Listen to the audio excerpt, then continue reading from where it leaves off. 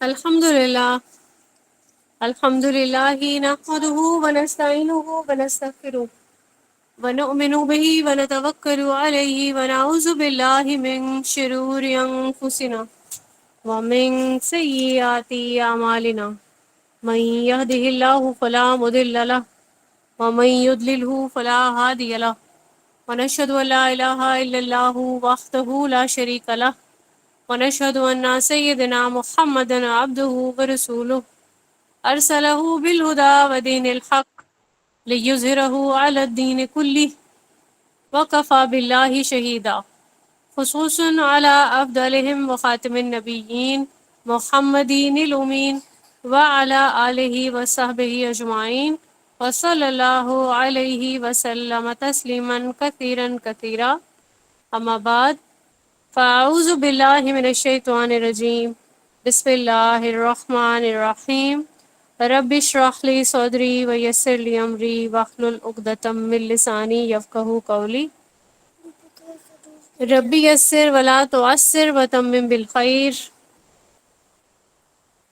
رب زدني علما رب زدني علما رب زدنی علما. آمین ثم آمین. کل کے لیکچر میں ہوپ فلی آپ سب لوگوں نے اس کو ریوائز بھی کیا ہوگا، پوائنٹس بھی لکھے ہوں گے. انشاءاللہ آپ لوگوں کو اس کا پی ڈی ایف بھی پرووائڈ کیا جائے گا تاکہ آپ لوگ اگر اسے ریوائز کرنا چاہیں تو آپ لوگوں کو کوئی بھی ایشو نہیں ہو. کل ہم نے جو سٹارٹ لیا تھا وہ بالکل سٹارٹ سے حضرت ابراہیم علیہ السلام کی زندگی سے اس کا جو آغاز ہوا تھا، رسول اللہ صلی اللہ علیہ وآلہ وسلم کی آمد سے پہلے اللہ تعالیٰ نے جو ارینجمنٹس کیے ہم نے وہیں سے ہی سٹارٹ لیا. ہم نے سرزمین نبوت کے بارے میں پڑھا اور پورا ایک واقعہ جس میں حضرت ابراہیم علیہ السلام نے ہماری جو جدہ ہیں رسول اللہ صلی اللہ علیہ وآلہ وسلم کی جو نسل کا جو سلسلہ شروع ہوتا ہے حضرت ہاجرہ سے اور ان کے بیٹے حضرت اسماعیل علیہ السلام سے، وہ سارا ہم نے ان کی ہجرت کا واقعہ بھی دیکھا اور اس کے بعد انہی کی وجہ سے مکہ میں آباد کاری ہوئی. ہم نے وہ دیکھا کیسے حضرت ابراہیم علیہ السلام کو اللہ پاک نے پے در پہ آزمائشوں سے آزمایا اور وہ تمام آزمائشوں میں پورے اترے. اور پھر ہم نے دیکھا کہ ان کی اسی کوالٹی کی بدولت اللہ پاک نے تمام چیزیں قرآن کریم میں درج کی ہیں. ان کو خلیل اللہ کا رتبہ عنایت فرمایا گیا اللہ تعالیٰ کی طرف سے. کعبہ کی تعمیر کا جو اعزاز ہے وہ انہی کو حاصل ہے. انہی کا جو پاؤں کے جو نشان ہیں وہ پتھر پہ نصب کیے اللہ پاک نے معجزانہ طور پر، اور پھر وہ آج بھی ہمارے لیے اس کی نشانی موجود ہے مقام ابراہیم کی صورت میں. پھر ہم نے نبوت محمدیہ صلی اللہ علیہ وآلہ وسلم کا آغاز دیکھا کہ سیدنا اسماعیل علیہ السلام کی اولاد سے کیسے سلسلہ نسب شروع ہوا. اور یہ سلسلہ نسب جو ہے اس میں ہم نے دیکھا کہ کب جو ہے یہ ہاشم بن عبد مناف کے تک پہنچا اور پھر اس کے بعد عبد المطلب جو آپ صلی اللہ علیہ وآلہ وسلم کے دادا تھے وہاں تک یہ سلسلہ پہنچا. پھر عبد المطلب کے ہاں حضرت عباس، حضرت حمزہ، عبداللہ، ابو طالب اور زبیر، حارث، حجل اور مکوم، زرار اور ابو لہب نے جنم لیا. شجرہ نسب کو دیکھا ہم نے اچھے سے ڈیٹیل میں، اور اس کے بعد ہم نے جو عربوں کی 3 اقسام تھیں، عرب باعدہ اور عرب عاربہ اور عرب مستعربہ، ان کو دیکھا. اور کیونکہ ہمارا تعلق عرب مستعربہ سے ہے زیادہ تو ہم نے ان کی ڈیٹیل دیکھی تھی کہ سیدنا اسماعیل کی جو اولاد ہیں وہ انہی میں سے ہیں. ٹھیک ہے، کیونکہ یہ لوگ پیدائشی طور پر عرب سے تھے لیکن عرب سے ان کے آباء و اجداد تعلق نہیں رکھتے تھے، کیونکہ حضرت ابراہیم علیہ السلام سے یہ نسب کا سلسلہ چلتا ہے. وہ فلسطین اور شام کے علاقوں سے ان کا تعلق تھا، ان کی زبان بھی عربی نہیں تھی، اور حضرت اسماعیل اور ان کی اولاد نے عرب میں رہتے ہوئے قبیلہ جرہم کے جو افراد تھے وہیں پہ ان لوگوں کے ساتھ انہوں نے پرورش پائی اور وہیں سے ہی عربی زبان کو سیکھا. پھر اسی زبان کو استعمال کیا، کلام کیا اور کامیابی سے رچ بس گئے. ٹھیک ہے، اسی لیے ان کو عرب مستعربہ کہا جاتا ہے. آج کے لیکچر میں انشاءاللہ ہم عرب کے جو معاملات ہیں، حالات،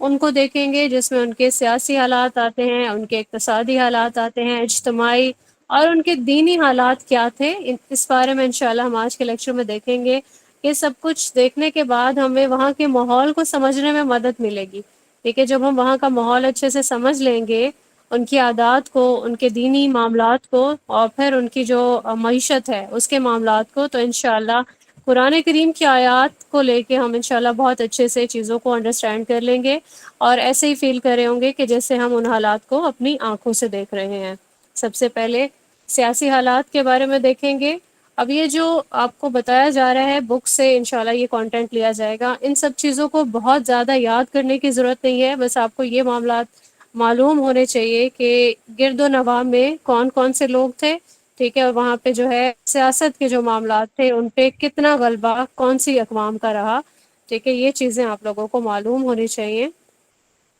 اب یہاں پہ جو عرب ہے، ہم جانتے ہیں یہ ایک جزیرہ نما علاقہ ہے، 3 سمندروں کے بیچ میں یہ واقع ہے۔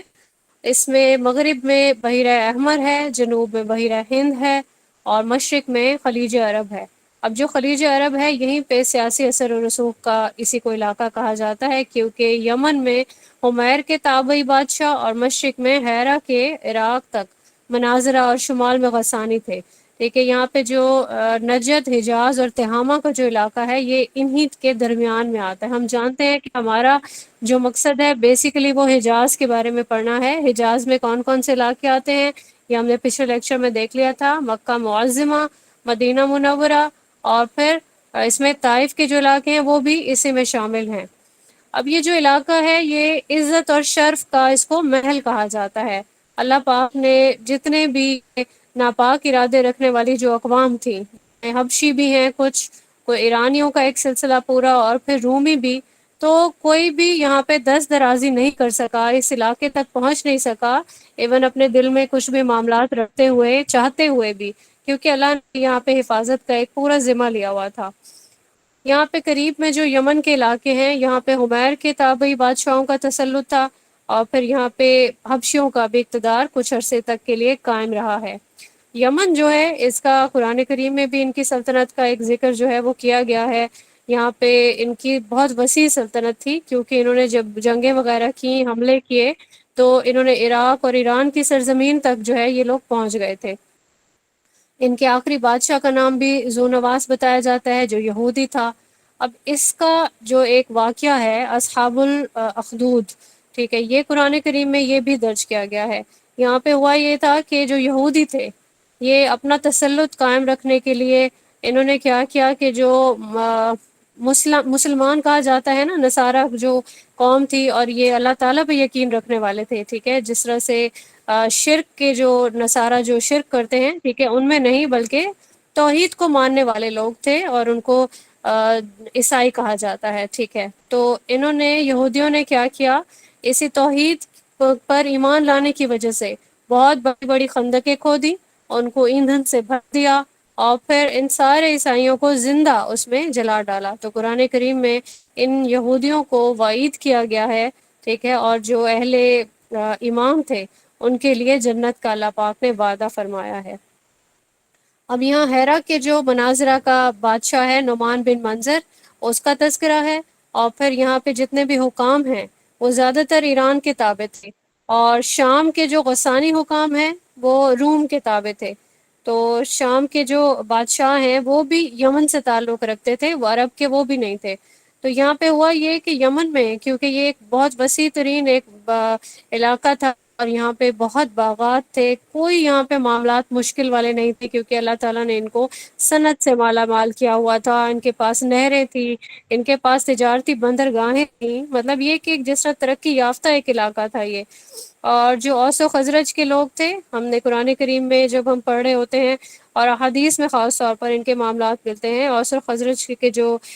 یہود تھے ان کو بھی جلا وطن کیا گیا تھا، ٹھیک ہے۔ تو یہ لوگ بھی اصل میں یمن کے ہی تھے۔ یمن میں جب ایک سیلاب آیا تو وہاں سے ان لوگوں کو نکلنا پڑا، اور پھر انہوں نے ارد گرد کے جتنے بھی علاقے تھے وہاں پہ انہوں نے اپنا جو ہے بندوبست کیا، خیمے وغیرہ گاڑے۔ سورہ سبا آیت نمبر 15 سے لے کے 16 تک کی جو آیات ہیں اس میں یہ جو سبا ہے ان کے لیے آیات میں جو ہے وہ پورا بیان کیا گیا ہے کہ یمن میں ان کے کیا معاملات تھے، جو معیشت کے معاملات تھے۔ ٹرانسلیشن پڑھوں گی میں ان آیات کی۔ سبا کے لیے ان کے اپنے مسکن میں نشانی موجود تھی، دائیں اور بائیں 2 باغ تھے، اپنے رب کے رزق میں سے کھاؤ اور اس کا شکر ادا کرو، پاکیزہ شہر ہے اور رب ہے بخشنے والا۔ پھر بھی وہ منہ موڑ گئے۔ منہ موڑ گئے سے مراد انہوں نے اللہ کی اور اس کے رسول کی اطاعت نہیں کی، چنانچہ ہم نے ان پر بند کا سیلاب بھیج دیا۔ اللہ کی یہ سنت ہے کہ پہلے قوم کو مہلت دی جاتی ہے، اور جب وہ شرک سے باز نہیں آتے، اپنے ظلم و ستم سے وہ باز نہیں آتے، تو پھر کیا ہوتا ہے، قوموں کو اللہ پاک کی طرف سے ہلاک کر دیا جاتا ہے۔ اور ان کے ساتھ بھی یہی ہوا، ایک ایسا بہت بڑا سیلاب آیا جس سے یہ سب کے سب لوگ جو ہے ارد گرد کے علاقوں میں ان کو ہجرت کرنا پڑی۔ اب یہاں پہ سیاسی حالات میں ہم دیکھتے ہیں کہ سیاست کے کیا معاملات تھے۔ ہم جانتے ہیں کہ سیدہ ہاجرہ علیہ السلام نے یہاں پہ پہلا پڑاؤ اپنا ڈالا تھا حجاز میں، ان کے ساتھ ان کے بیٹے سیدنا اسماعیل علیہ السلام تھے، اور پھر ان کے کیونکہ نسل آگے بڑھی، اور پھر قبیلہ جرہم نے انہی کی اجازت سے یہاں پہ پڑاؤ ڈالا تھا۔ لاسٹ لیکچر میں ہم نے یہ دیکھا، تو جب ان کی شادی ہوئی، بیٹے آئے سیدنا اسماعیل کے، سلطنت ان کے ہاتھ میں تھی۔ ہم یہ جانتے ہیں کہ نبی بھی تھے، ٹھیک ہے، تو نبوت کا بھی سلسلہ تھا، اور پھر ان کے پاس سلطنت بھی تھی مکہ کی۔ لیکن پھر کیا ہوا، جو بیٹوں سے سلطنت کچھ ٹائم کے بعد چھن گئی، اور جو قبیلہ جرہم کے لوگ تھے ان کے ہاتھوں میں یہ سلطنت آ گئی، تو یہ لوگ ظالم تھے۔ اب جب کوئی ظلم کرتا ہے تو اللہ پاک کی یہ سنت ہے کہ اس کو وہاں سے ہلاک کر دیا جاتا ہے، تباہ و برباد کر دیا جاتا ہے۔ تو ان کے ساتھ قبیلہ جرہم کے ساتھ بھی یہی ہوا۔ اب یہاں پہ جو کنانہ کے بنو بکر تھے اور خزاعہ کے غبشان تھے،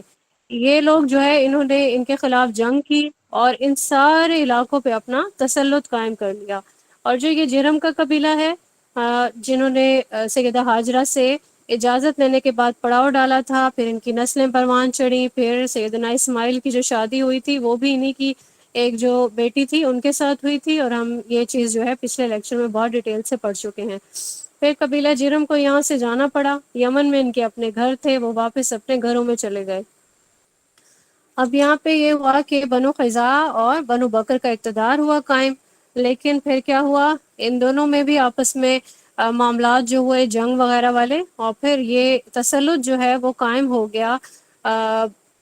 بنو خزاعہ کا، ٹھیک ہے، انہوں نے بنو بکر کو شکست دے دی، اور پھر کافی عرصے تک یہ والی جو حکومت تھی انہی کے ہی ہاتھ میں رہی۔ اب جو قصاب انقلاب ہیں، انہوں نے انہی کی بیٹی کے لیے اپنا ایک نکاح کے لیے پیغام بھیجا جو کہ قبول ہو گیا، اور پھر ان سے ان کے بیٹے پیدا ہوئے، عبد الدار اور عبد العزیٰ اور عبد مناف۔ ہم نے فیملی ٹری میں یہ نام پڑھے ہیں، ٹھیک ہے، تو آپ کو اس سے تھوڑا سا لنک جو ہے وہ فیل ہو رہا ہوگا۔ اب یہ لوگ جب بڑے ہوئے، ان کے پاس مال بھی تھا، ان کے پاس نام تھا، شہرت تھی، اور پھر قصا نے یہ سوچا کہ جس طرح سے کعبہ کی ولایت ہے یہ ہمارے پاس ہونی چاہیے کیونکہ ہم زیادہ حقدار ہیں، تو انہوں نے کیا کیا، قریش سے اور بنو کنانہ سے انہوں نے ان کو پیغام بھیجا کہ آپ میرا ساتھ دیں، ٹھیک ہے، تو پھر انہوں نے یہ ساتھ دینے کے لیے وہ رضامند ہوئے، اور پھر کیا ہوا، ایک پھر سے مقابلہ ہوا، بنو خزاعہ، بنو بکر اور جو قصا ہیں، ٹھیک ہے، ان کے بیچ میں معرکہ ہوا۔ اب پھر کیا ہوا، یہ عمرو بن عوف جو ہے، عمرو بن عوف کنانی بتائے جاتے ہیں کہ انہوں نے بیچ میں جو ہے وہ ان کا صلح صفائی والا معاملہ کیا، اور پھر ان کے بیچ میں جو ہے صلح ہو گئی۔ اب یہ مکہ میں اور کعبہ پر قصاب انقلاب کا اقتدار قائم ہو گیا، اور انہوں نے جتنے بھی حجاج آتے ہیں، کیونکہ ہم جانتے ہیں کہ حضرت ابراہیم علیہ السلام نے جیسے اعلان کیا تھا اللہ تعالیٰ کے حکم پر کہ اس گھر کا حج کرو، ٹھیک ہے، تو جتنے بھی حجاج آتے ہیں ارد گرد کے علاقوں سے حج کرنے، عمرہ کرنے، تو ان کی میزبانی کے جو معاملات تھے وہ انہوں نے اپنے ہاتھوں میں لیے، اور یہاں پہ ٹرمز جو ہے بک میں یوز ہوئی ہیں، حجابہ، سکایا، رفادہ، ندوہ، لوا۔ اب یہ جو ٹرمز ہیں یہ ہاسپٹیلٹی کی ہیں، یعنی جو حجاج کی میزبانی کرتے تھے، قصاب انقلاب کے جو فیملی تھی، یہ سارا جو ہے ارینجمنٹ کرتے تھے۔ وہ کیا ارینجمنٹ ہوتا تھا، پانی میں وہ کھجوریں ملا دیتے تھے، ٹھیک ہے، اس کو سکایا کہتے ہیں، اور رفادہ جو ہے یہ اپنا مال جمع کرتے تھے، ٹھیک ہے، جتنے بھی قبائل ہوتے تھے ان سے مال جمع کرتے تھے، اور پھر یہ اسپیسیفکلی جو حج کرنے کے لیے لوگ آتے تھے ان پہ خرچ کیا جاتا تھا، اور اس ٹرم کو یہ لوگ رفادہ کہتے ہیں۔ اب یہاں پہ ہم نے جو چیپٹر کمپلیٹ کیا ہے اس میں ہم نے دیکھا کہ یمن کے علاقوں پہ کیونکہ حکومتیں قائم تھیں، ٹھیک ہے، اور ہم نے یہ دیکھا قبیلہ حمیر کے تبابیہ کی حکومت جو ہے وہ سب سے بڑی تھی، اور پھر کیا ہوا، حبشی اور فارسیوں کا جو ہے انہوں نے بھی یمن میں اپنی آباد کاریاں بنا رکھی تھی. پھر ہم نے دیکھا کہ خالص عربیوں کا اقتدار نہیں تھا شمالی جزیرہ میں، یہاں پہ رومی اور غسانی حکومت تھے، یہ لوگ بھی تھے. اور پھر اس کے بعد ہم نے یہ دیکھا کہ جزیرہ عرب کے درمیان میں حرم اور اس کے ارد گرد کا عدنانی علاقہ یہ آزاد تھا، اس پہ کسی قسم کی بھی رومی، ایرانی، حبشی یہ ان لوگوں کا دخل نہیں تھا، کیونکہ اللہ تعالیٰ نے ان کی جو مکہ اور پورا حجاز کا جو علاقہ ہے، ٹھیک ہے، اس پر اللہ تعالیٰ نے خاص کرم کر رکھا تھا. اب یہاں پہ ہم نے یہ والا چیپٹر کمپلیٹ کر لیا ہے جس میں عرب کے سیاسی معاملات ہم نے دیکھے. جو چیزیں لرننگ کی ہیں، لرننگ پوائنٹس، اس کو ہم نوٹ ڈاؤن کریں گے کہ ظلم کرنے کا جو زمانہ ہے وہ دراز تو ہو سکتا ہے لیکن ہمیشگی نہیں اختیار کر سکتا، کیونکہ اللہ کا قانون ہے، ٹھیک ہے، اور اللہ تعالیٰ کے قانون میں کوئی بھی تبدیلی جو ہے وہ کوئی نہیں نہ دیکھ سکتا، کوئی نہیں پا سکتا. اگر اللہ کے حرم میں اور اس کے شہر میں کوئی اگر ظلم کا ارتکاب کرتا ہے، اللہ کا حرام کر دیا جو بھی چیز ہے، جو بھی عمل ہے، اس کو کوئی جائز سمجھنے لگتا ہے تو پھر اللہ تعالیٰ اس کو ہلاک کر دیتے ہیں یا پھر اسے وہاں سے نکال کے اس جگہ کی حفاظت فرماتے ہیں. اب ہم دیکھیں گے انشاءاللہ عرب کے اقتصادی حالات. اقتصادی حالات میں ہم دیکھتے ہیں کہ عرب کے پاس کوئی خاص ذریعہ معاش تھا نہیں، کیونکہ پورا علاقہ ایک صحرائی علاقہ تھا، یہاں پہ فصلیں نہیں ہوتی تھی. جبکہ جو یمن ہے، یمن کی زرخیز زمین تھی، بہت زیادہ سرسبز و شاداب علاقے تھے، کھیتیاں تھیں، فصلیں تھیں، ٹھیک ہے. تو قرآن کریم میں بھی اس کا تذکرہ سورہ سبا کی آیت نمبر 15 میں کیا گیا ہے، ان کے باغات کا جو ارد گرد تھے. لیکن اب یہاں پہ یہ جو قوم ہے نا، ان کو اللہ تعالیٰ نے بہت زیادہ نواز رکھا تھا، یعنی ان کے پاس جو بستیاں تھیں شاہراہ کے جگہ جگہ پر بستیاں آباد تھی، تو جب بھی تجارت کے لیے ان کے قافلے سفر کے لیے نکلتے تو جیسے ہی وہ تھک جاتے تو بستیوں میں وہ لوگ آرام کر لیتے تھے. پھر نہریں تھی اور سرسبز و شاداب باغات تھے، پھل تھے، پاکیزہ رزق اللہ پاک نے ان کو عنایت کر رکھا تھا، بہت ہی سکون تھا. اب لوگ جو تھے یہ سمجھتے تھے کہ ہم تو بڑے مہم جو ہیں، بڑے اللہ تعالیٰ نے ہمیں اسٹرانگ بنایا ہے، ٹھیک ہے، تو ہمیں اتنے ہمارے لیے آسانیاں ہیں، ہم لوگ کوئی معرکہ نہیں کرتے، ہم کچھ بھی نہیں کر سکتے کیونکہ راستے میں کوئی ایڈونچر تو ہے نہیں، ٹھیک ہے، آرام دہ بستیاں ہیں، پانی چاہیے پانی مل جاتا ہے، فروٹس چاہیے فروٹس مل جاتے ہیں، ٹھیک ہے، یعنی کہ کوئی مسئلہ نہیں ہے. تو ایک لائف میں کچھ ایڈونچر ہونا چاہیے تاکہ جب ہم اپنی منزل پہ پہنچے، ٹھیک ہے، ایک مہم کو سر کرتے ہوئے، تو کیا ہوگا، ہمیں بہت مزہ آئے گا. اللہ تعالیٰ کو ان کی یہ ناشکری پسند نہیں آئی، ٹھیک ہے. اللہ تعالیٰ کی اطاعت سے اور رسول کی اطاعت سے ان لوگوں نے منہ موڑا، تو اللہ تعالیٰ کی یہ بھی سنت ہے کہ جب نعمتوں کی ناشکری کی جائے تو یہ چیزیں چھن جاتی ہیں انسان سے. اب کیا ہوا، اس علاقے کا بند ٹوٹ گیا اور سیلاب آ گیا، پھر زمین ساری ویران ہو گئی اور لوگوں کو علاقے اپنے چھوڑنے پڑے. پھر کچھ عراق میں منتقل ہو گئے، یثرب میں چلے گئے. اوس اور خزرج کا جو معاملہ ہے، ان کے بارے میں بھی ہم نے پڑھا تھا، یہودی قبائل میں سے یہ بھی جو ہے یہ شام کی طرف منتقل ہو گئے تھے.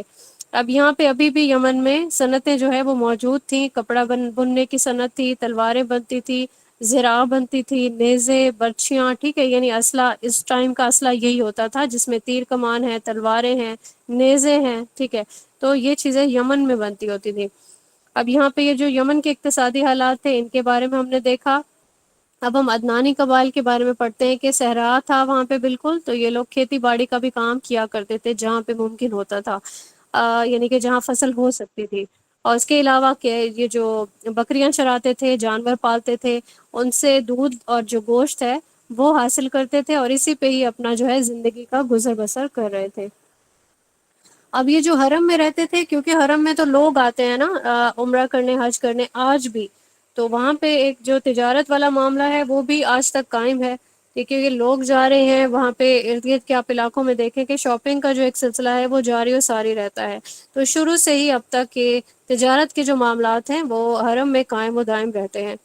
اب یہ جو سردیوں میں ان کا سفر ہوتا تھا یمن کی طرف، اور ریزن کیا تھی، کیونکہ یمن تھوڑا سا جو ہے وہاں پہ وارم ہوتا تھا انوائرمنٹ ان کا، تو یہ لوگ سردیوں میں یمن کا سفر کرتے تھے. موسمی تغیر جو ہے جب آتا اور پھر گرمیاں آتی شدید، تو پھر شام جو ہے، شام کا علاقہ ٹھنڈا ہوتا تھا تو اپنی تجارت کے لیے اس علاقے کا انتخاب کیا کرتے تھے. سورہ قریش کی جو آیات ہیں آپ کے ساتھ شیئر کی جائیں گے انشاءاللہ. اس میں آپ لوگ دیکھ سکتے ہیں کہ کیسے اللہ پاک نے ان کے لیے یہ بہت بڑی نعمت تھی کہ قریش جو ہے وہ مانوس ہو جائیں، ان کے لیے تجارت کے جو سفر ہیں وہ آسان ہو جائیں. سردی اور گرمی کے لیے اللہ تعالیٰ نے انتظام کر دیا. اب ان کے پاس رزق کی فراوانی ہو گئی. ٹھیک ہے، اب یہ صرف قریش کے جو سردار تھے خاص طور پر ان کے لیے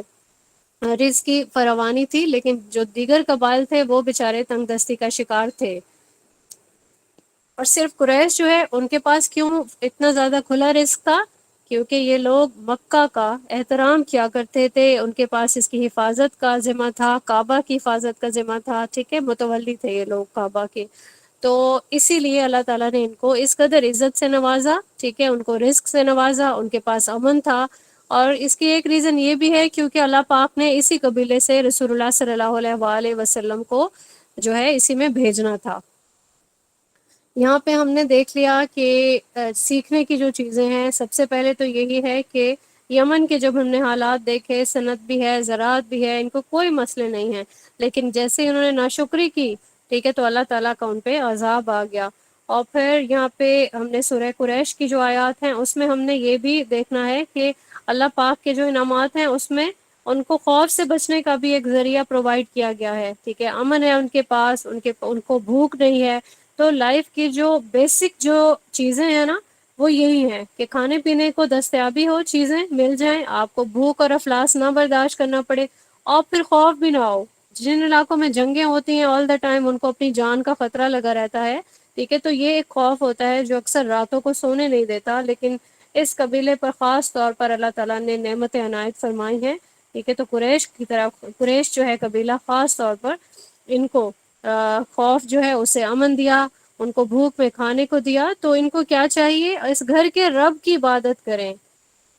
یہاں پہ ہم نے جو حالات تھے اقتصادی عرب کے وہ دیکھ لیے. اجتماعی حالات کی طرف چلتے ہیں. یہاں پہ ہم دیکھتے ہیں کہ ایک بہت بڑا پیچ آ گیا تھا جو عرب کی قوم ہے، کیونکہ حضرت اسماعیل علیہ السلام نبوت کا سلسلہ وہاں پہ رک گیا تھا. پھر اس کے بعد کوئی نبی نہیں آئے، کوئی رسول نہیں آئے رسول اللہ صلی اللہ علیہ وآلہ وسلم کی آمد تک. تو یہ اتنا طویل عرصہ تھا کہ جس میں ان کو کوئی ہدایت دینے والا کوئی نہیں تھا. ٹھیک ہے، تو ان لوگوں میں کچھ بری قسم کی عادتیں پیدا ہو گئی تھیں جو کہ سیدنا اسماعیل کے زمانے میں نہیں تھی. ٹھیک ہے، تو ایک بہت بڑا کیونکہ عرصہ آیا تو اچھی عادتیں بھی تھیں، لیکن کیونکہ بری عادتیں زیادہ خطرناک تھیں تو اس کی وجہ سے جو بری عادتیں تھیں وہ زیادہ نمایاں ہو گئیں، اور پھر برائی جو ہے وہ اچھائی کو ویسے بھی ڈھانپ دیتی ہے. اب یہاں پہ ہم دونوں جو ہے عادات ان کی وہ دیکھیں گے عرب کی، کہ بری عادتوں میں کون کون سی چیزیں ہیں جو قابل ذکر ہیں. پہلے نمبر پہ جوا، اس کو قمار بازی کہتے ہیں. ٹھیک ہے، یہاں پہ جتنا بھی یہ جزیرہ عرب ہے، یہاں پہ مکہ ہے، طائف ہے، ٹھیک ہے، یثرب ہے، اور ان کے ارد گرد کے جتنے بھی علاقے ہیں یہ سب کے سب جوئے میں مبتلا تھے، اور جوا کھیلنے کو جو ہے بہت اپنا ایک بہت بڑا شرف سمجھتے تھے. اسلام نے جوئے کو حرام قرار دیا ہے، سورہ مائدہ آیت نمبر 90. اس میں ہم نے دیکھا کہ ان سب کاموں کو شیطانی کام کہا گیا ہے.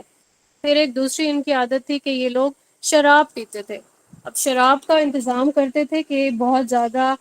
قیمتی جو شراب ہے جو بہت محنت سے یہ لوگ بناتے تھے. ٹھیک ہے، اور فروٹس سے بنتی تھی، اور شراب پیتے اور پھر اپنی محفلیں سجاتے تھے. اور اس کو بھی شراب کو کیونکہ یہ اس قدر عادت پختہ ہو گئی تھی، سبھی اس کے عادی تھے، تو اللہ تعالیٰ نے کیا کیا، بڑا گریجولی اس کا حکم جو ہے وہ اللہ پاک نے بھیجا کہ شراب جو ہے وہ حرام ہے. پہلے بھیجا حکم ایک بار کہ شراب جو ہے ایک برا عمل ہے، پھر نماز کے قریب نہیں جانا. پھر اس کو قرآن کریم میں جو آخری آیت بھیجی گئی کہ اب جو ہے اس کو یہ حرام ہے، اس کے قریب بالکل نہیں جانا. ٹھیک ہے، تو پھر یہ اس پہ پوری طریقے سے پابندی عائد ہو گئی. تیسری ایک جو ان کا قبیح عمل ہے وہ ہے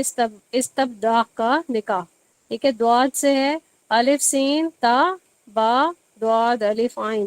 یہ ایک ایسا نکاح ہے، اسی جو ٹرم جو یہاں پہ یوز کی گئی ہے، اس میں کیا کرتے کہ بچہ پیدا کرنے کے لیے ان کو ذہانت، فہم، عقل، قوت، ٹھیک ہے، یہ سب چیزیں ان کو چاہیے ہوتی تھی کہ ایسی صفات ہمارے بچے میں ہوں. تو اس کے لیے کہ بہت ہی برا عمل کرتے کہ عورت حیض سے پاک ہوتی تو بڑا حسب نسب والا ایک آدمی بلایا جاتا، اور پھر وہ اس کے ساتھ جو ہے وہ اپنے ازدواجی تعلقات قائم کرتا عورت کے ساتھ. اور مقصد اس کے پیچھے کیا ہوتا، تاکہ جو بھی بچہ پیدا ہو اس میں اسی حسب نسب کے آدمی والی صفات آ جائیں، وہ ذہین ہو، عقل و فہم رکھتا ہو، اس میں قوت فیصلہ ہو، اور یہ ساری جو چیزیں ہیں وہ اس میں بھی آ جائیں.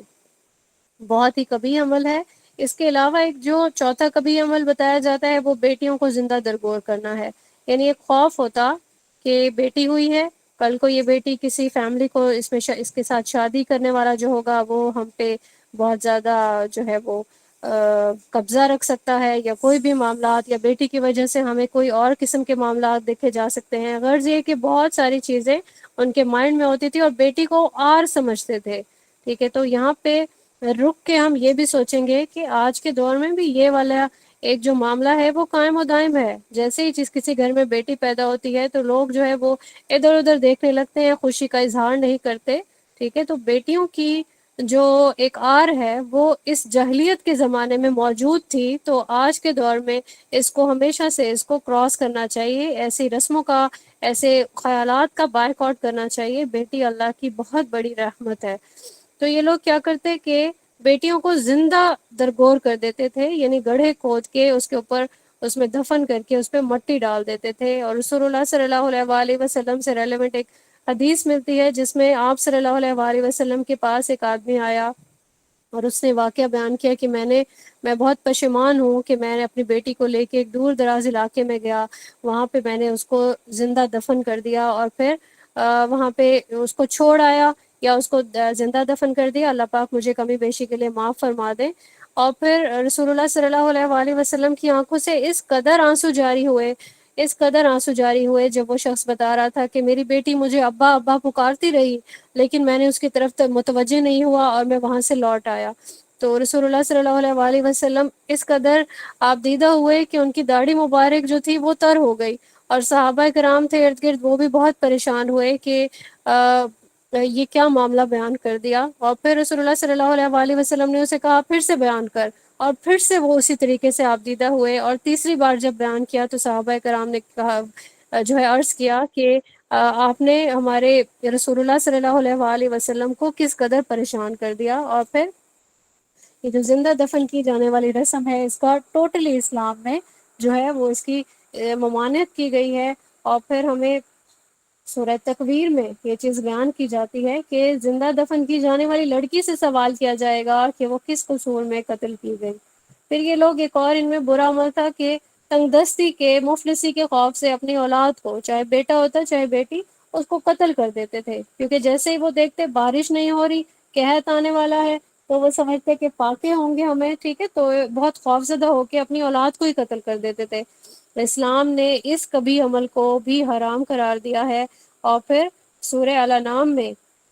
اور پھر سورہ اسراء میں آیت نمبر 31 میں، اور سورہ الانعام آیت نمبر 151 میں اللہ تعالیٰ ارشاد فرماتے ہیں کہ اپنی اولاد کو مفلسی کے ڈر سے قتل نہ کرو۔ اب جو رزق کے معاملات ہیں اوبویسلی اللہ تعالیٰ ان کو اپنے ہاتھ میں رکھا ہوا ہے، اللہ تعالیٰ نے، کوئی کتنی محنت کرتا ہے، ٹھیک ہے، اس کے جو رزق ہے وہ اللہ تعالیٰ کی طرف سے فکسڈ ہے۔ اللہ پاک تو کفار کو بھی رزق دیتا ہے، مشرکوں کو بھی رزق دیتا ہے، ٹھیک ہے۔ تو یہاں پہ دونوں سوراز میں ہم دیکھتے ہیں کہ مفلسی کے ڈر سے اولاد کو قتل کیے جانے والے عمل کو ایک بہت بھاری غلطی کہا گیا ہے۔ ایک 6 نمبر پہ جو آتی ہے ان کی ایک بری عادت، وہ یہ تھی کہ ان کی عورتیں جو ہیں وہ بالکل پابندی نہیں کرتی تھی کہ ہم پردہ جو ہے وہ کریں، یا اپنی زینت کو اجنبی مردوں کے سامنے ظاہر نہیں کریں، ٹھیک ہے۔ تو وہ کیا کرتی، جیسے کوئی اپنے آپ کو پیش کر رہا ہوتا ہے، ان کی عادت ایسی ہوا کرتی تھی کہ وہ زیب و زینت کر کے اور اپنے حسن کو نمایاں کر کے، خاص طور پر، اور مٹک مٹک کے چلتے ہوئے وہ غیر مردوں کے سامنے سے گزرتی تھی، گویا جیسے وہ دعوت دے رہی ہو۔ اس کے بعد ہے آزاد عورتیں جو ہیں وہ مردوں سے خلوت اختیار کرتی تھی، ٹھیک ہے، یہ محبتوں کے تبادلے ہوتے اجنبی مردوں کے ساتھ۔ تو اسلام نے اس عادت کو بھی حرام قرار دیا ہے کہ یہ چیز ہمیں سورہ نساء میں ملتی ہے آیت نمبر 25 میں، یہ چھپے دوست رکھنے والی نہ ہو، ٹھیک ہے۔ اس عادت کو بہت زیادہ جو ہے وہ اس پہ وعید کی گئی ہے اسلام میں۔ اور پھر مردوں کے لیے بھی، صرف عورت کے لیے نہیں بلکہ مردوں کے لیے یہ چیز حرام ہے، اور چھپے دوست بنانے والے نہ ہوں۔ 8 نمبر پہ آتا ہے طوائف کا اعلان زنا کرنا۔ اس دور میں بھی یہ جو جسم فروشی کی ایک حرکت ہے یہ ہوا کرتی، اور باقاعدہ اعلانیہ طور پر، مطلب چھپ کر نہیں بلکہ اعلانیہ طور پر ایسی خواتین اپنے گھر کے اوپر ایک سرخ رنگ کا جھنڈا گاڑ دیتی تھی تاکہ جو بھی وہاں سے گزرے اس کو معلوم ہو جائے کہ یہ طوائف کا گھر ہے، تو یہ بھی گویا مردوں کو دعوت دینے کے مترادف ہے، اور اس کام کے عوض وہ لوگ پیسہ وصول کرتی تھی۔ قبائلی عصبیت ہے 9 نمبر پہ، اور یہاں پہ کیا ہوتا ہے کہ ایک دوسرے کا ساتھ دینا، یعنی کہ بھائی چارہ اس ٹرم میں کہ اگر میرا بھائی ظالم ہے، ٹھیک ہے، تب بھی اس کا خیال رکھا جائے گا، میں اس کو پروٹیکٹ کروں گا۔ تو یہاں پہ جو ہے بخاری کی جو حدیث ہے وہ بھی ہمیں ملتی ہے 6952، اور اس کے علاوہ جو ہے مظلوم ہے اور ظالم ہے، ٹھیک ہے، ان دونوں کی مدد کرنے کے لیے اسلام نے جو ہے وہ توجہ دلائی ہے۔ اب مظلوم اور ظالم دونوں کی مدد جو ہے وہ ہمیں یہاں پہ ملتی ہے بخاری کی جو حدیث ہے 6952، ایک لینتھی حدیث ہے، آپ اس کو ضرور پڑھیں کہ جب تمہارا بھائی ظالم ہو یا مظلوم، اس کی مدد کرو، رسول اللہ صلی اللہ علیہ وآلہ وسلم کا یہ فرمان ہے۔ پھر آپ صلی اللہ علیہ وآلہ وسلم سے پوچھا یہ گیا کہ جب وہ مظلوم ہوگا تو میں اس کی مدد کروں گا، لیکن جب ظالم ہوگا تو اس وقت میں اس کی کیسے مدد کروں گا؟ تو آپ صلی اللہ علیہ وآلہ وسلم نے فرمایا اسے ظلم سے روک دو، یہی اس کی مدد ہے۔ یعنی آپ کسی ظالم کے ہاتھ پکڑ لیتے ہیں، اس کے خلاف کھڑے ہوتے ہیں، رکاوٹ ڈالتے ہیں اس کے کام میں، ٹھیک ہے، تو یہ اس کی مدد ہے، وہ اس برے کام سے رک جائے گا اور پھر مزید گناہ والے کام نہیں کر سکے گا۔ پھر ایک رازنی کا جو ہے ایک بری حرکت ان کی یہ تھی عرب کے قبیلوں میں کہ وہ رازنی کرتے تھے، قافلوں کو راستے میں روک لیتے تھے، کوئی بھی کمزور قبیلہ اگر ہوتا اس پہ حملہ کر کے مال چھین لیتے، غصب کر لیتے تھے ان کا مال، ایک دوسرے کے خلاف جنگ کرتے تھے، غارت گری کرتے تھے، چھینا چپٹی کرتے تھے، اس لیے کیونکہ کوئی قانون نہیں تھا، کوئی نظام نہیں تھا۔ پھر اس کے بعد آتا ہے ان کا تکبر، ٹھیک ہے، یہاں پہ عرب کے جو معاشرے میں یہ لوگ کام جو کرتے تھے وہ سارے کے سارے کام غلاموں سے کرواتے تھے، لونڈیوں سے کرواتے تھے، جو بھی بھاری کام ہوتے تھے، جیسے زراعت کا کام ہے، ٹھیک ہے، حجامت کا ہے، کوئی کپڑے کا یا لوہے وغیرہ کا جو کام ہے، خود یہ ایسے کام نہیں کرتے تھے، اپنا ان کا کیا کام تھا، صرف اور صرف تجارت کرتے، سواری کرتے اور شاعری کرتے، ٹھیک ہے، اور جنگیں کرتے، اور حسب نسب پہ بہت زیادہ یہ لوگ فخر کرتے تھے۔ اب ہم یہاں پہ یہ دیکھتے ہیں کہ ہم نے 11 ایسی عادتیں دیکھی ہیں جن کو بری اخلاق اور بری حرکات کے سے ہم جانتے ہیں، تو کسی بھی معاشرے کی بربادی کے لیے یہ چیزیں کافی ہو جاتی ہیں۔ ایسے معاشرے میں جس میں لوگ ان سب چیزوں کو اختیار کرتے ہیں وہاں پہ کوئی خیر باقی نہیں رہتی ہے، لیکن ان میں کچھ اچھی عادتیں بھی تھیں جیسے ہم نے پہلے پڑھا، اور اچھی عادتیں جو تھیں وہ بری عادتوں کی وجہ سے دب جاتی تھی۔ اچھی عادتوں میں سب سے پہلے تو یہ ہے کہ یہ لوگ سچ بولتے تھے، ٹھیک ہے، اور سچائی بولنے والے کو امپورٹنس بھی دیتے تھے، لیکن جب اسلام آیا تو اس کی تاکید کو سچائی کی مزید بڑھا دیا گیا۔ پھر یہ تھا کہ مہمان نواز تھے، کوئی بھی ان کی طرف تشریف لاتا تو یہ خاص طور پر اس کو کھانا کھلانے کے اور اس کی مہمان نوازی کرنے کی کوئی بھی جو ہے وہ کسر چھوڑتے نہیں تھے، اور یہ چیز جو ہے اسلام کے آنے سے مزید بڑھ گئی۔ اور پھر بخاری کی حدیث ہے 6019، جس سے ہمیں یہ پتہ چلتا ہے کہ جو شخص اللہ تعالی اور آخرت کے دن پر ایمان رکھتا ہے اسے اپنے مہمان کا اکرام کرنا چاہیے۔ تیسری اچھی کوالٹی ان میں تھی ایفائے عہد، یعنی کبھی کوئی وعدہ کرتے تو کسی قیمت پہ بھی اسے توڑتے نہیں تھے، یہ بھی ایک بہت اچھی عادت ہے۔ جب اسلام آیا تو اسلام نے ایفائے عہد کی اہمیت کو مزید بڑھا دیا، اور یہ چیز ہمیں سورہ بقرہ کی آیت نمبر 177 سے پتہ چلتی ہے۔ کوئی اگر ان کی طرف پناہ لیتا تھا، ٹھیک ہے، کسی بھی جنگ کی صورت میں یا پھر کسی بھی پریشانی کی صورت میں، تو اس کو پناہ دیتے تھے اور پھر اس کے خلاف نہیں جاتے تھے، ٹھیک ہے، یہ چیز بھی ہمیں پتہ چلتی ہے۔ مسند احمد میں حدیث موجود ہے، صبر و تحمل والے لوگ تھے، اور پھر بہت زیادہ جو ہے صبر کو فوقیت دیتے تھے، اور جب اسلام آیا تو یہ چیز بھی مزید اس پہ تاکید کی گئی، اور مزید یہ چیز ان کے اندر سرایت کر گئی۔ سورہ آل عمران میں آیت نمبر 200 میں یہ چیز بتائی جاتی ہے کہ صبر کرو اور ڈٹے رہو، اور حدیث میں بھی یہ چیز موجود ہے کہ جس نے صبر کیا وہ کامیاب ہو گیا۔ اور ان لوگوں کی جو پرسنالٹی تھی، خوددار تھے، غیرت مند تھے، توہین قبول نہیں کرتے تھے، ٹھیک ہے، شجاعت رکھتے تھے۔ اب یہ بہت اچھا وصف ہے، مردوں میں بھی تھا اور عورتوں میں بھی تھا۔ پھر اس کے بعد جو حرام مہینے ہیں، محرم اور جو حرام مہینے، ان کا یہ لوگ احترام کرتے تھے۔ احترام کرنے سے مراد بلا ضرورت کوئی جنگ نہیں کرتے تھے، قتال نہیں کرتے تھے، کسی پہ حملہ نہیں کرتے تھے، ٹھیک ہے، تو کوئی اگر ان کی طرف کوئی شرارت کرتا بھی ہے تو اس کو بھی روک دیتے تھے، اس کے بدلے میں جنگ نہیں کرتے تھے۔ تو پھر اس کے بعد جو کوالٹی آتی ہے، جہالت کے جو زمانے تھے اس میں ماؤں سے بھی نکاح ہو جاتا تھا، بیٹیوں سے بھی، یہ لوگ اس کو حرام جانتے تھے، ٹھیک ہے، جب بھی یہ ازدواجی تعلقات قائم کرتے تو فوراً غسل کرتے تھے، ایک بہت اچھی کوالٹی یہ بھی بیان کی جاتی ہے، کلی کرتے تھے، ناک میں پانی چڑھاتے تھے جیسے کہ ہم وضو میں کرتے ہیں، ناک میں پانی چڑھاتے ہیں اور پھر اس کو باہر نکالتے ہیں، اور پھر اس کے بعد مسواک کی ایک کوالٹی تھی، اپنے منہ کی صفائی کا خیال رکھتے تھے، استنجا کرتے تھے، یہ بھی صفائی کی ایک بہت بڑی نیڈ ہے، ٹھیک ہے، اپنے نیلز کو کاٹتے تھے اور بغلوں کے بال اکھیڑتے تھے، آج بھی یہ چیزیں جو ہے یہ صفائی کی علامت سمجھی جاتی ہیں، پیٹوں کے خطرے کرتے تھے، اور پھر چور اگر کوئی ہوتا اس کا دایاں ہاتھ کاٹ دیتے تھے، حج کرتے تھے، ہم جانتے ہیں کہ یہ جو حج ہے نا، یہ شروع سے ہی ہے، جب سے حضرت ابراہیم علیہ السلام نے حج کی دعوت کے لیے سب کو پکارا، عمرہ وغیرہ یہ بھی عادت تھی ان میں، یہ کرتے تھے۔ یہاں پہ ہم نے دیکھ لے ان کے جو بھی دینی معاملات تھے، جو بھی ان کی عادات تھی، ان کے بارے میں ہم نے پڑھا ہے، اس میں ہم یہ دیکھتے ہیں کہ کوئی بھی اگر قوم ہے اس میں عروج آتا ہے یا زوال آتا ہے تو ان میں ان کی عادات کا بہت زیادہ رول ہے، ٹھیک ہے، جو ان کی غالب احوال ہیں اسی کا اعتبار کیا جاتا ہے، یعنی کبھی کسی معاشرے کے بارے میں بات ہو رہی ہو تو جو چیز قابل نوٹس ہوتی ہے، ٹھیک ہے، اس کو ہم زیادہ امپورٹنس دیتے ہیں، تو یہاں پہ بھی یہ چیز ہم نے دیکھی کہ معاشرے کی جو خرابی کا جو چیزیں باعث تھی، ان لوگوں نے ان چیزوں نے غلبہ پا لیا تھا۔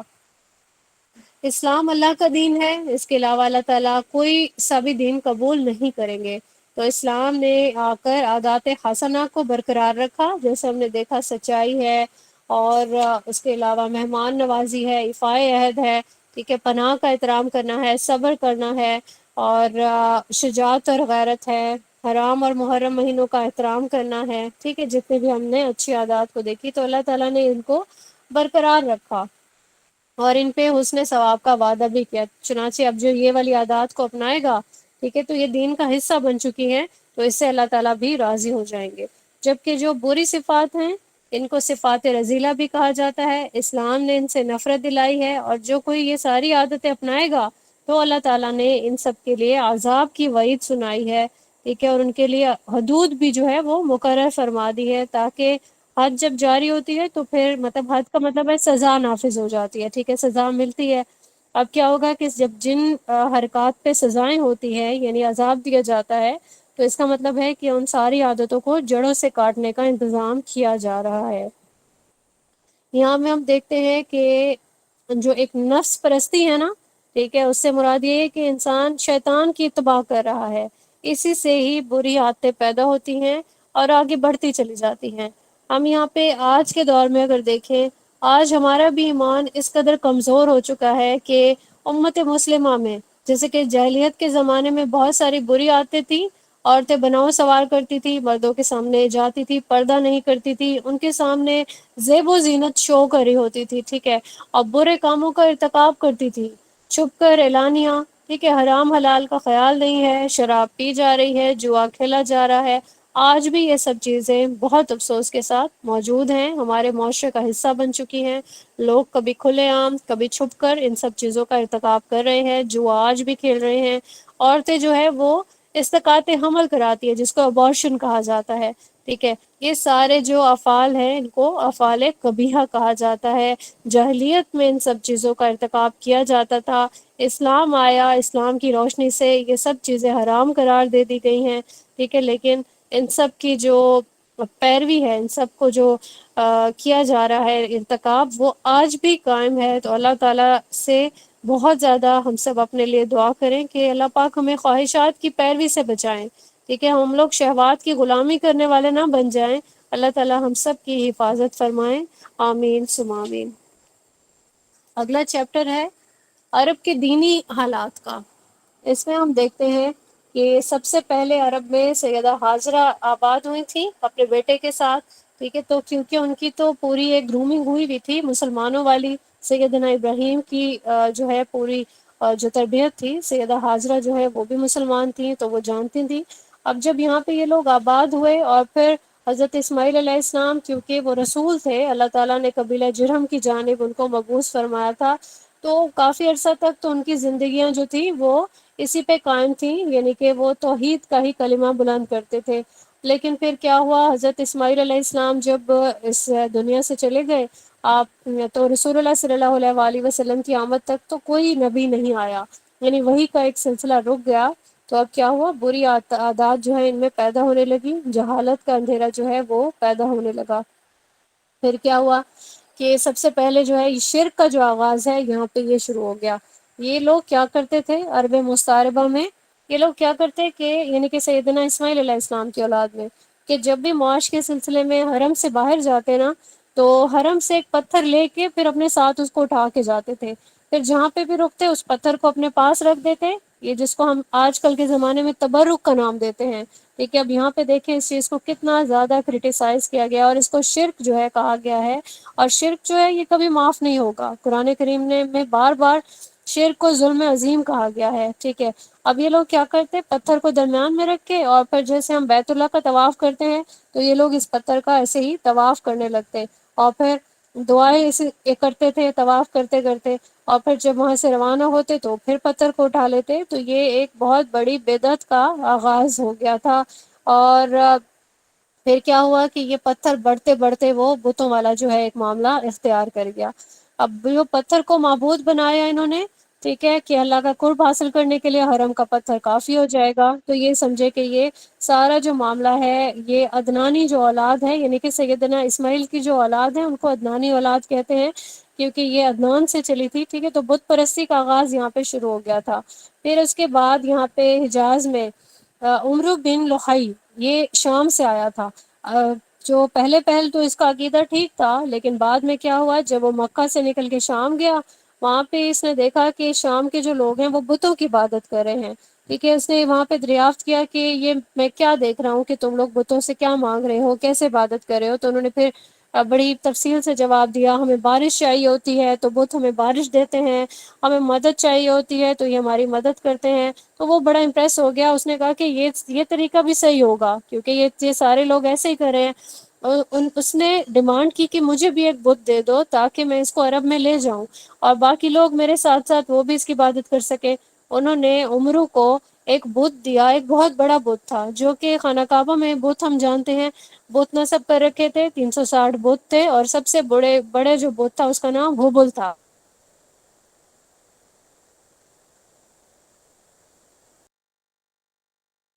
کعبہ میں اس کو نصب کر دیا، بالکل درمیان میں یہ بت لٹک رہا ہوتا تھا، ٹھیک ہے۔ تو پھر جب فتح مکہ کے تک یہ قائم رہا وہیں پہ، لیکن فتح مکہ کے دن یہ جو ہے اس بت کو گرا کر پھینک دیا گیا تھا، اور بیت اللہ کو پھر باقی سارے 360 بتوں سمیت پاک کر دیا گیا تھا، وہاں سے ان سب کو نکال دیا تھا۔ اب یہ جو اہل مکہ ہیں یہ سمجھتے تھے کہ عمرو جو ہے یہ بڑا محترم ایک شخص ہے، ٹھیک ہے۔ تو پھر کوئی اگر وہ قانون بناتا سب سے پہلے جو ہے اس کو تسلیم کرتے تھے، اگر وہ کوئی بدعت ایجاد کرتا تو وہ اس کی بڑی تعریف کرتے تھے۔ اب یہ وہ شخص ہے کہ جس نے دین میں شرک والا جو معاملات تھے، ٹھیک ہے، وہ پیدا کیے، دین کو تبدیل کیا، اور یہ وہ دین تھا جو سیدنا ابراہیم علیہ السلام لے کر یہاں پہ آئے تھے، اور پھر سیدنا اسماعیل جو ہے انہوں نے بھی اس کو توحید کی دعوت کو یہاں پہ عام کیا تھا، ان کی اولادوں میں منتقل ہوئی تھی، لیکن یہاں پہ جو شرک کا آغاز تھا اسی شخص کی بدولت ہوا تھا۔ اللہ تعالیٰ کا جو دین تھا اس کو اس نے تبدیل کر دیا تھا۔ یہی وجہ ہے کہ بخاری کی 3521 میں اس کو وعید کیا گیا ہے۔ رسول اللہ صلی اللہ علیہ وآلہ وسلم نے فرمایا کہ میں نے عمرو بن عامر بن لحی کو آگ میں دیکھا کہ وہ اپنی آنتیں کھینچ رہا تھا، ٹھیک ہے۔ تو شرک جو ہے اس کی معافی نہیں ہے کبھی بھی۔ اس کے علاوہ بتایا جاتا ہے کہ یہی وہ شخص تھا جس نے دین اسماعیل علیہ السلام کو تبدیل کر دیا، بتوں کو نصب کیا، اور بحیرہ، صاحبہ، وسیلہ اور خام کی بدعت کا آغاز کیا۔ ان سب کی ڈیٹیل بھی انشاءاللہ ہم دیکھتے ہیں کہ بحیرہ، صاحبہ اور وسیلہ اور خام یہ سب کیا تھے، ٹھیک ہے، یہ کیسی بدعت تھی۔ اب یہاں پہ ہم نے جو ہے باقی جو ہے چیزیں جو بت ہیں جن کے نام ہیں، اور پھر کچھ جگہیں اور قبیلے ہیں وہ ان کو پوچھتے تھے، اس کی ڈیٹیل انشاءاللہ ہم دیکھتے ہیں۔ سب سے پہلے سواق کو پڑھیں گے، اس کو برات کے ساحل پر نصب کیا گیا تھا، ٹھیک ہے۔ جو مزری قبیلہ تھا وہ اس کو پوچھتا تھا۔ پھر ود کا تذکرہ ہے، یہ مدینہ کے شمال میں شام کے قریب نصب کیا گیا تھا۔ یغوث تھا، جرش کے مقام پر نصب تھا، اور اہل جرش اس کی پوجا کرتے تھے۔ یعوق تھا، یمن کے علاقے میں ہمدان میں نصب کیا گیا تھا۔ اور پھر نصر، یہ یمن کے علاقے میں نصب کیا گیا تھا، اور امیانس تھا، یہ خولان کے علاقے میں نصب کیا گیا تھا. یہاں کے لوگ اس کو پوجتے تھے کھیتوں میں، اور جانوروں کو اس کے لیے اس کی جو تقسیم کر رکھا تھا اسی بت کے لیے. ٹھیک ہے، تو اللہ تعالیٰ نے یہاں پہ سورہ الانعام میں کیا فرمایا ہے، انہوں نے ان کھیتوں اور مویشیوں میں سے اللہ تعالیٰ کے لیے حصہ مقرر کیا ہے جنہیں اس نے پیدا کیا. چنانچہ وہ اپنے خیال میں کہتے ہیں کہ یہ اللہ تعالیٰ کا ہے، یہ ہمارے شریکوں کا ہے، یعنی کہ دو حصوں میں تقسیم کر کے ایک حصے کو کہتے ہیں یہ اللہ تعالیٰ کا ہے، اور ایک جو ہے یہ شریکوں کا ہے. شریک یہی والے جو بت ہوتے انہی کا ہی نام ہے. پھر سعد ایک بت کا نام ہے، یہ بھی ملکان بن کنانہ کی زمین پر نصب تھا، اور ملکان جو تھا اس کا پورا قبیلہ اس کی پوجا کرتا تھا. اب یہاں پہ کیا ہوا، ایک شاعر نے اس کے لیے شعر بھی لکھا جو عربک میں ہے. ٹھیک ہے، اس کی ٹرانسلیشن نہیں ہے، لیکن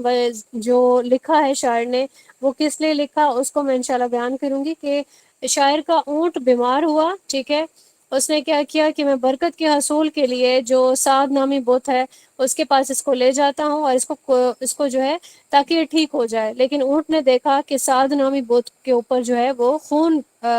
لگا ہوا ہے، کیونکہ لوگ وہاں پہ قربان کرتے تھے جانوروں کو. تو وہ خون دیکھ کے وہ جو اونٹ تھا وہ پریشان ہوا اور چلا گیا، دوڑ گیا.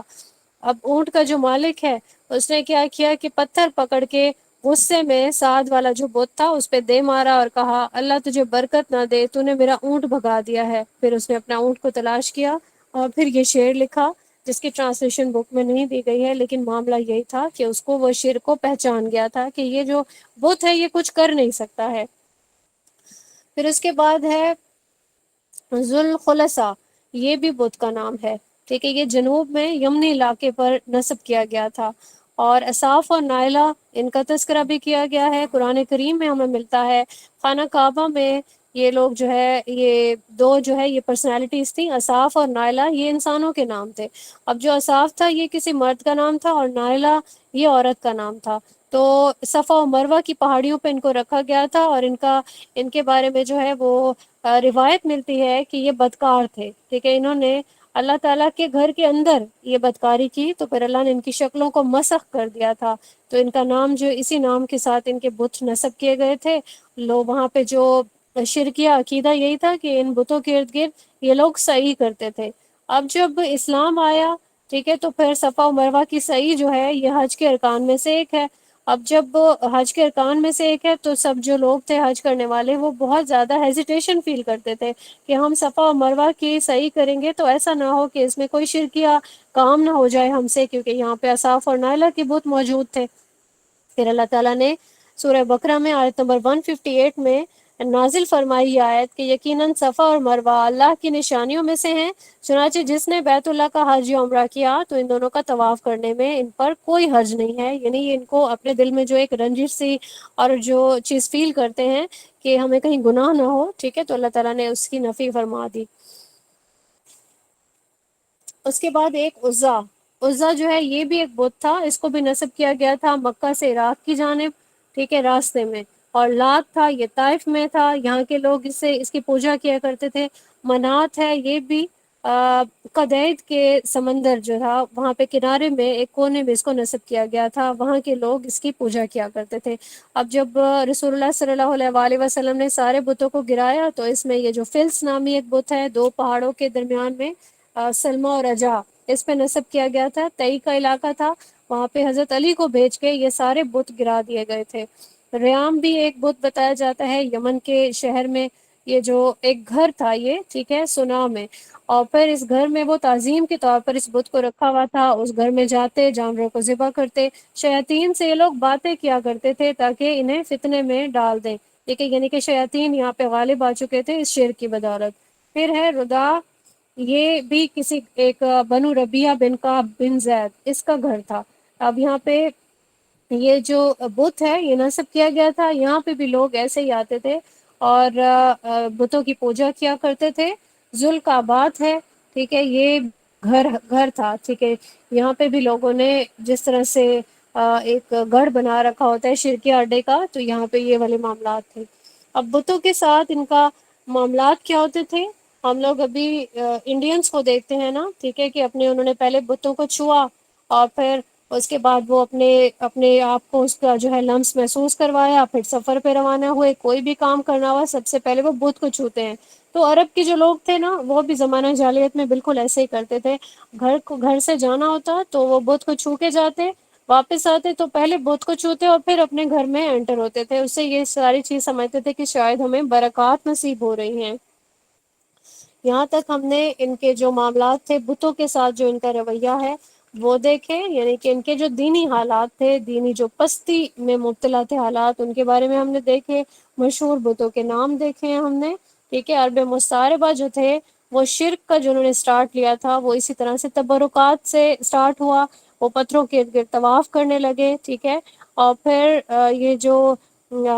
روایت ملتی ہے سیدنا عمر نے بیت رضوان کا درخت بھی اسی لیے کاٹا تھا کیونکہ ان کو یہ خوف تھا کہ اس سے لوگ تبرک حاصل کرنے کے لیے اس کی پوجا نہ کرنا شروع کر دیں، ٹھیک ہے۔ تو جو تبرکات کا معاملہ ہے رسول اللہ صلی اللہ علیہ وآلہ وسلم کی چند چیزوں کے ساتھ وہ تھا، یعنی کہ آپ صلی اللہ علیہ وآلہ وسلم کا پسینہ مبارک تھا، ٹھیک ہے، اس کو جمع کر لیا جاتا تھا تاکہ خوشبو حاصل کی جائے، یا آپ کے بال مبارک اگر کوئی وہ جسم سے اترتے تو اس کو صحابہ کرام جمع کر دیتے تھے۔ تو اس کے بعد یہ تبرکات کا جو سلسلہ ہے وہ ختم ہو چکا ہے، اب ایسی کوئی بھی چیز موجود نہیں ہے۔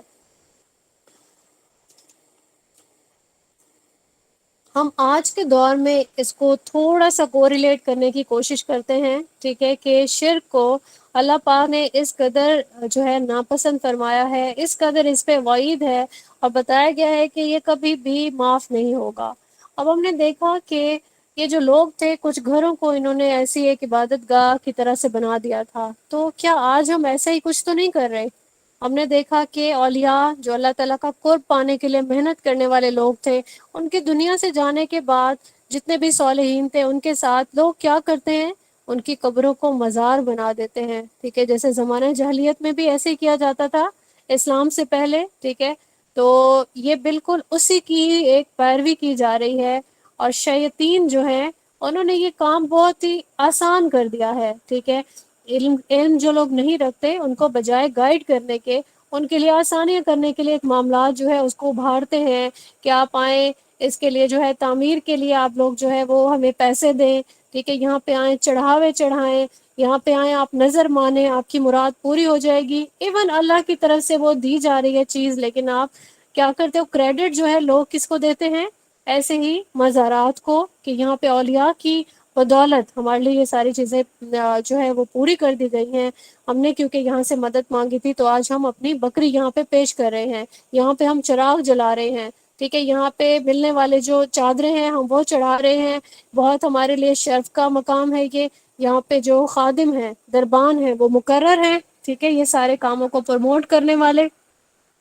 اور پھر ایک پورا ایک جو ہے سلسلہ چل رہا ہے جسے ہم شرک کا ایک اڈا کہتے ہیں، دھاگے کڑے، ٹھیک ہے، کہ برکات ہوں گی، یہ والا پتھر پہن لے، یہ انگوٹھیاں، یہ چھلے، ٹھیک ہے، یہ دھاگے پہنے تاکہ آپ کے لیے برکات اور آپ کی جو مرادیں ہیں وہ پوری کرنے کا باعث بن جائیں، ٹھیک ہے۔ یہ سب چیزیں شرک میں آتی ہیں، ٹھیک ہے۔ اللہ تعالیٰ کو چھوڑ کر کیا ہم ان لوگوں پہ بھروسہ کریں گے یا ایسی جگہوں پہ جائیں گے جیسے کہ زمانہ جاہلیت میں کرتے تھے، اور پھر ہم یہ سمجھیں گے اپنے دل میں کہ اللہ رحیم ہے، اللہ ہمیں معاف کر دے گا، بس ابھی تو ہمیں دنیا چاہیے، ٹھیک ہے۔ اللہ چاہیں تو ہمارے سارے چھوٹے بڑے گناہ معاف کر سکتے ہیں، لیکن اللہ نے بتا دیا کہ شرک کو کبھی بھی معاف نہیں کیا جائے گا، شرک ظلم عظیم ہے، قرآن کریم میں بار بار بار بار وعید کیا گیا ہے کہ یہ والا جو معاملہ ہے یہ معاف کبھی بھی نہیں ہوگا۔ اللہ تعالیٰ سے میری دعا ہے کہ اللہ پاک ہم سب کو شرک والے معاملات سے محفوظ رکھیں، ہم سب کو دور رکھیں، ہماری حفاظت فرمائیں، ہم یہ والے کام بالکل بھی نہیں کریں، نہ ہی ہماری نسلیں جو ہیں وہ اس جہالت کی جو زندگی ہے اس میں قدم رکھیں، آمین ثم آمین۔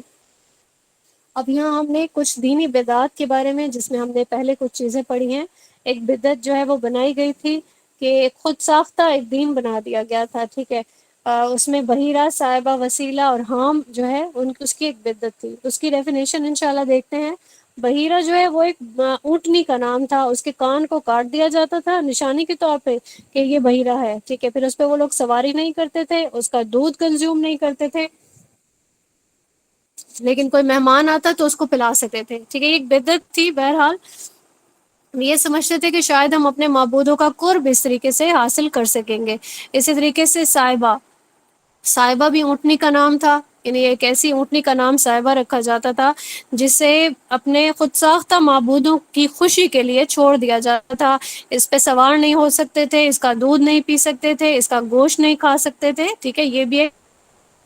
اور وسیلہ، وسیلہ ایک بکری کو کہا جاتا تھا. یہ 5 مرتبہ پے در پہ 10 مادہ بچے جنم دیتی تھی. ٹھیک ہے، اس کے درمیان میں کوئی بھی نر بچہ پیدا نہیں ہوتا تھا، تو اس کا نام دے دیا جاتا تھا وسیلہ. اور اس کو بھی چھوڑ دیا جاتا تھا، یعنی اسے فائدہ حاصل نہیں کیا جاتا تھا. جبکہ ہم یہ جانتے ہیں کہ یہ سارے چوپائے اللہ تعالیٰ نے انسان کے فائدوں کے لیے ہی پیدا کیے ہیں. ان کا دودھ ہے، ان کا گوشت ہے، ٹھیک ہے، اور ان سے دوسرے جو معاملات ہیں، اس کی ایون جو کھال ہے یہ بھی انسان کے لیے فائدہ دینے کا ہی جو ہے وہ کام دیتی ہے.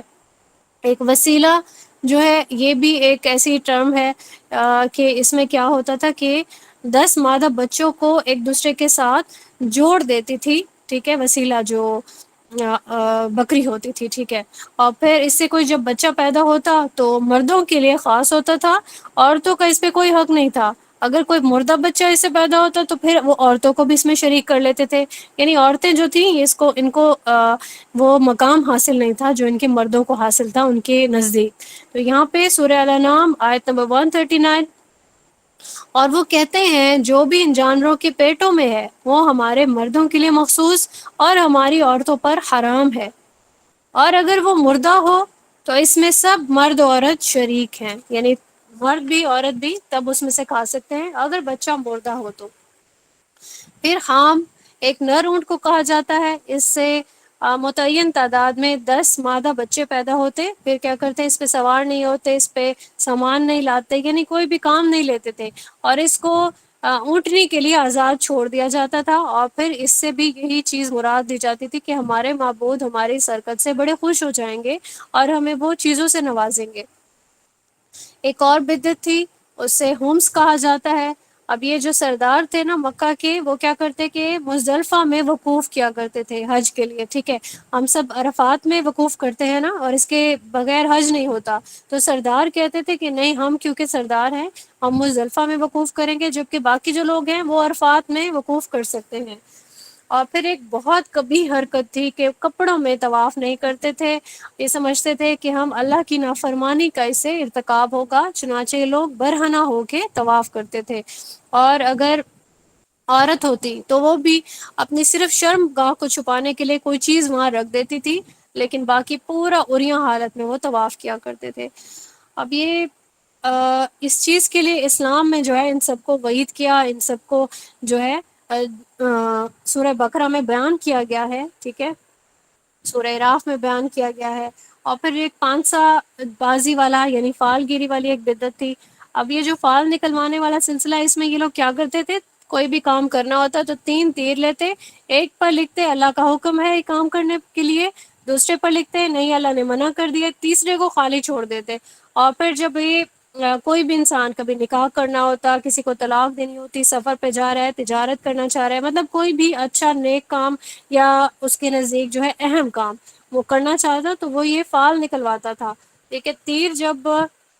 نکالتا، ٹھیک ہے، چمڑے کے تھیلے میں ان تیروں کو ڈالتا اور پھر فال نکالتا. اگر ایسا تیر نکلتا کہ اللہ نے مجھے حکم دیا ہے، ٹھیک ہے، تو پھر وہ اس کام کو کر لیتا. اگر ایسا تیر نکلتا جس پہ لکھا ہوتا اللہ نے منع کیا تو وہ اس کام سے باز رہتا. اور اگر خالی والا تیر نکلتا جس پہ کچھ نہیں لکھا ہوتا تو پھر وہ کہتا کہ نہیں میں یہ فال دوبارہ سے دہراؤں گا، اللہ نے اس بدعت کو حرام قرار دیا ہے. یہ چیز ہمیں سورہ مائدہ آیت نمبر 3 سے پتہ چلتی ہے کہ تم تیروں سے قسمت کا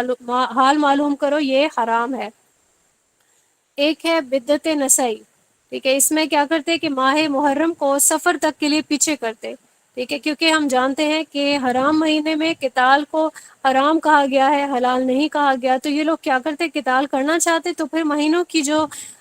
ترتیب ہے اس کو آگے پیچھے کر دیتے. اس کو بھی سورہ توبہ میں وعید کیا گیا ہے آیت نمبر 37 میں. حرام مہینے کون کون سے ہیں ہم سب جانتے ہیں، ذوالقعدہ، ذوالحجہ، محرم اور رجب. اب تک جو چیزیں ہم نے پڑھی ہیں اس میں ہم نے دیکھا کہ مسلمانوں نے صحیح علم کو گم کر دیا ہے. انہوں نے اب کیا کیا، اہل جاہلیت کی بدعات کو بدل کے نا اپنے لیے ایجاد کیا ہے، ٹھیک ہے، مزاروں پہ نظر ماننا، یہ ساری چیزیں بالکل ویسے ہی ہیں۔ آج بھی لوگ جو ہے اپنی مرادیں پوری کرنے کے لیے جانوروں کو ہانک ہانک کے وہاں پہ لے جائے جا رہے ہوتے ہیں، ٹھیک ہے، کہ ہماری مراد پوری ہو گئی یا پوری ہونے والی ہے، قسمیں کھاتے ہیں، پھر قیمتی جو ہے قبر جو ہے اس کو قیمتی کپڑوں سے چادر پوشی کرتے ہیں، اور اس طرح کی ساری چیزیں۔ اور جو فال نکلوانا کہ ہماری چوری ہو گئی ہے، کوئی چیز گم ہو گئی ہے، فال نکالیں تاکہ ہمیں پتہ چل جائے، تو یہ بھی ایک بدعت ہے، یہ ہم نے مشرکوں سے سیکھ لی ہے۔ اللہ تعالیٰ اس سے ہمیں محفوظ رکھیں۔ اب یہ ساری چیزیں جو ہے ہیلے بہانے ہیں، ٹھیک ہے، یعنی کبھی انسان جو ہے شریعت پر ایمان نہیں لاتا، ٹھیک ہے، تو وہ کیا کرتا ہے، حرام کاموں سے محبت میں مبتلا ہوتا ہے، تو وہ کیا چاہتا ہے کہ حرام کاموں کو کسی نہ کسی طریقے سے حلال کر دے، ٹھیک ہے، تو وہ اصل میں وہ جاہلیت کی اتباع کر رہا ہوتا ہے اور انہی کے ہی راستے پہ چل رہا ہوتا ہے۔ اللہ تعالیٰ سے ہم سب کو دعا کرنی چاہیے کہ اللہ تعالیٰ ان سب حرکتوں سے ہمیں محفوظ رکھیں، یہ جو جاہلیت کی جو معاملات ہیں ان سب سے اللہ تعالیٰ ہماری مدد فرمائے، آمین ثم آمین۔ سبحان ربک رب العزت عما یصفون وسلام علی المرسلین والحمد للہ رب العالمین۔ بارک اللہ فیکم، سبحانک اللہم و بحمدک، اشہد ان لا الہ الا انت، استغفرک و اتوب الیک۔ السلام علیکم ورحمۃ اللہ وبرکاتہ۔